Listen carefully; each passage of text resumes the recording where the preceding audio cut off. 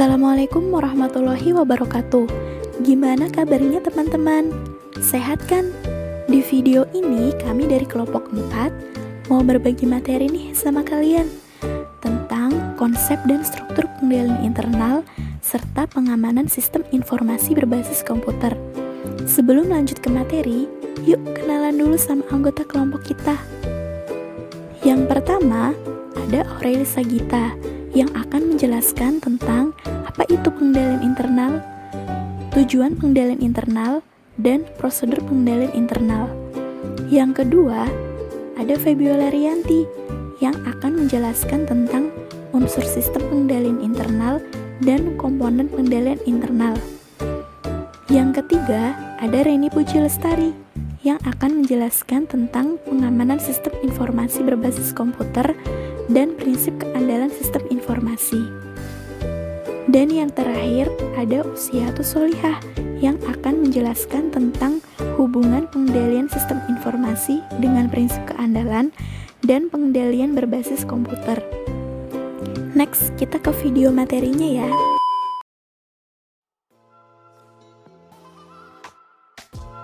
Apa itu pengendalian internal? Menurut Komite on Auditing Procedure American Institute of Certified Public Accountant atau yang biasa disingkat dengan AICPA, pengendalian internal adalah rencana organisasi dan semua metode serta tindakan yang telah digunakan dalam perusahaan untuk mengamankan aktifannya, mengecek kecermatan dan keandalan data akuntansi, memajukan efisiensi operasi, dan mendorong ketaatan pada kebijakan yang telah ditetapkan. Lalu ada tujuan pengandalian internal. Tujuan pengandalian internal diantaranya ada efisiensi dan efektivitas operasi, reliabilitas pelaporan keuangan, kepatuhan pada hukum yang berlaku, dan menjaga keamanan aset. Prosedur pengendalian internal. Secara umum, prosedur pengendalian yang baik terdiri dari 1. Penggunaan wewenang secara tepat. Dalam organisasi, setiap transaksi hanya terjadi atas dasar otorisasi dari pejabat yang memiliki wewenang untuk menyetujui terjadinya transaksi tersebut. Oleh karena itu, dalam organisasi harus dibuat sistem yang mengatur pembagian wewenang untuk otorisasi atas terlaksananya setiap transaksi. Kedua, pembagian tugas. Pembagian tugas memisahkan fungsi operasi dan penyimpanan dari fungsi akuntansi atau pencatatan, dan suatu fungsi tidak boleh melaksanakan semua tahap suatu transaksi. Ketiga, dokumen dan catatan yang memadai. Prosedur harus mencakup perancangan dan penggunaan dokumen dan catatan yang memadai untuk membantu meyakinkan adanya pencatatan transaksi dan kejadian secara memadai. Keempat, keamanan yang memadai terhadap aset dan catatan. Keamanan yang memadai meliputi pembatasan akses ke tempat penyimpanan aset dan catatan perusahaan untuk menghindari terjadinya pencurian aset dan data informasi perusahaan. Kelima, pengecekan independen terhadap kinerja. Semua catatan mengenai aktiva yang ada harus dibandingkan atau dicek secara periodik dengan aktiva yang ada secara fisik. Pengecekan ini harus dilakukan oleh suatu unit organisasi yang independen. Unsur sistem pengendalian internal. Berikut unsur pokok pengendalian internal yaitu ada 4. Yang pertama, struktur organisasi. Yang kedua, ada sistem wewenang dan prosedur pencatatan dalam organisasi. Yang ketiga, ada pelaksanaan kerja secara sehat.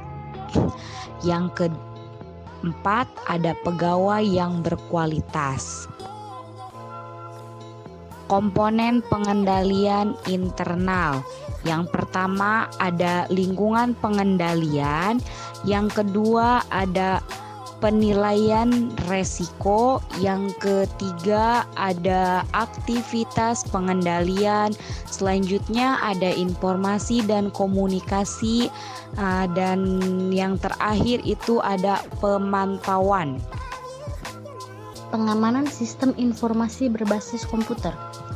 Keamanan sistem informasi merupakan suatu subsistem dalam suatu organisasi yang bertugas mengendalikan risiko terkait dengan sistem informasi berbasis komputer.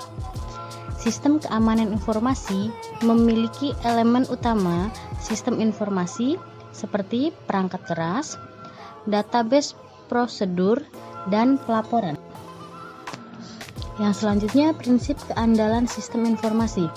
Ada beberapa prinsip untuk mengevaluasi keandalan suatu sistem, yaitu yang pertama, ketersediaan, yang kedua, meminimalkan waktu saat sistem rusak, yang ketiga, mengembangkan rencana pemulihan program dari bencana, yang keempat ada keamanan, lalu beberapa klasifikasi pengendalian yang membantu memastikan keamanan sistem ada 5. Yang pertama, pemisahan tugas dalam fungsi dan sistem informasi. Yang kedua, pengendalian atas akses secara fisik untuk menggunakan komputer oleh orang yang tidak mempunyai wewenang atau otoritas. Yang ketiga, pengendalian logis, yaitu kemampuan untuk mendapatkan akses data perusahaan. Dan yang keempat, ada perlindungan dari jaringan atau client server. Dan yang terakhir, pengendalian internet. Lalu selanjutnya ada pemeliharaan. Pemeliharaan itu terdapat dibagi menjadi 2. Yang pertama itu pengembangan proyek, dan yang kedua perubahan pengendalian manajemen. Dan yang terakhir itu integritas. Hubungan pengendalian sistem informasi dengan prinsip keandalan. Pengendalian sistem informasi sangat berhubungan dengan keandalan suatu sistem. Supaya sistem tersebut dapat bekerja sesuai dengan apa yang ingin dicapai oleh perusahaan, diperlukan beberapa pengendalian sistem informasi yang dapat membantu melancarkan jalannya suatu sistem dalam perusahaan. Di antaranya yaitu penentuan anggaran dan perencanaan strategis. Yang kedua, mengembangkan rencana keandalan sistem dan dokumentasi. Pengendalian berbasis komputer. Bagi perusahaan yang memiliki sistem informasi yang berbasis komputer, membutuhkan suatu pengendalian yang dapat mengamankan data dan aset perusahaan dari gangguan pihak-pihak yang tidak bertanggung jawab. Adapun pengendalian tersebut adalah pengendalian sistem operasi. Yang kedua, pengendalian sistem data. Yang ketiga, pengendalian pengembangan sistem. Yang keempat, pengawasan pemeliharaan sistem. Yang kelima, pengamanan pusat komputer. Dan yang keenam, pengawasan terhadap jaringan. Serta yang terakhir, pengendalian aplikasi. Kesimpulan dari materi yang kami sampaikan yaitu pengendalian internal merupakan suatu sistem yang meliputi struktur organisasi beserta semua mekanisme dan ukuran-ukuran yang dipatuhi bersama untuk menjaga seluruh harta kekayaan organisasi dari berbagai arah. Keamanan sistem informasi merupakan suatu subsistem dalam suatu organisasi yang bertugas mengendalikan risiko terkait dengan sistem informasi berbasis komputer. Sistem keamanan informasi memiliki elemen utama sistem informasi, seperti perangkat keras, database prosedur, dan pelaporan. Sebuah contoh data terkait dengan penggunaan sistem dan pelanggaran keamanan bisa jadi dikumpulkan secara real time, disimpan dalam database, dan digunakan untuk menghasilkan laporan. Di zaman teknologi informasi dan gadget sekarang ini, banyak kemudahan untuk mengakses berbagai informasi yang dibutuhkan.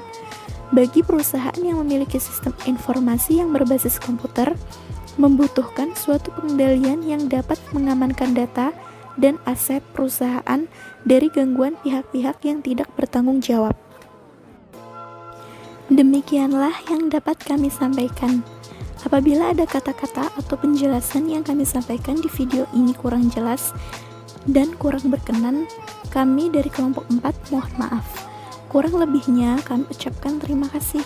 Wassalamualaikum warahmatullahi wabarakatuh.